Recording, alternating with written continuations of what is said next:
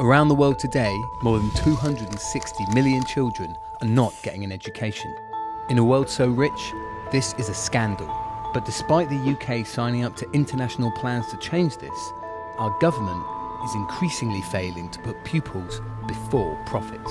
Regrettably, around the world we're seeing too many governments retreat from their obligation to provide and guarantee quality public education for all. We're seeing international actors, and in this case I'm speaking about DFID UK, which has got significant influence around the world, promoting privatisation in developing countries. What has happened is that we've had this emerging mushrooming of low-fee private schools, mainly situated in low-income settlements, and they often come with a profit motive, which means that they are willing to make a profit at any cost.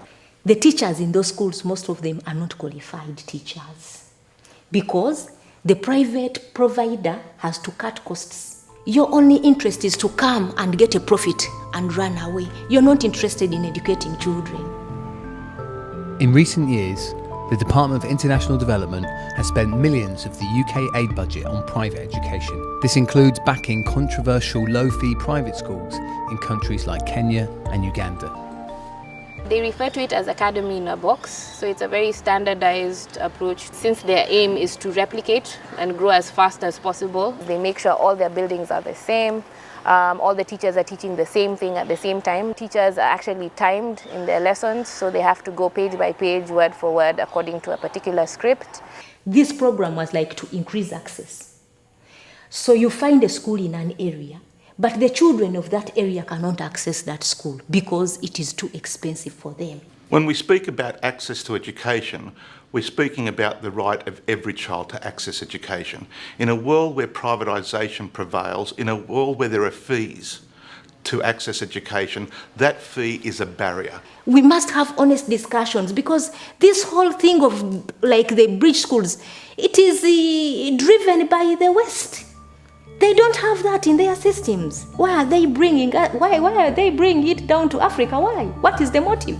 International Development Secretary Penny Mordaunt has said she wants the private sector to play an even greater role in our aid spending in the future. Theresa May has said the same. But privatisation is deepening inequality in education, failing to reach the poorest and most marginalised children. We wonder why.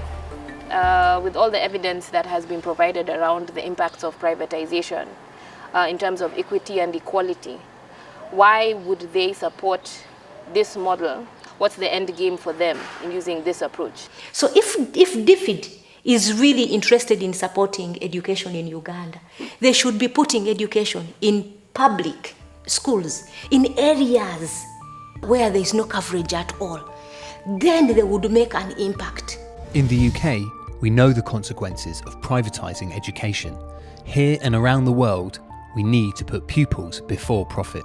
In England, the privatisation of education has had a very negative effect. We are finding that actually privatisation, the growth of academies and free schools, is not raising educational standards. A huge amount of money is being spent privatising the system, and we're not getting the returns. Privatisation is a cancer. It represents the greatest threat to the achievement of quality education for all. What do? Well, we do what we do best.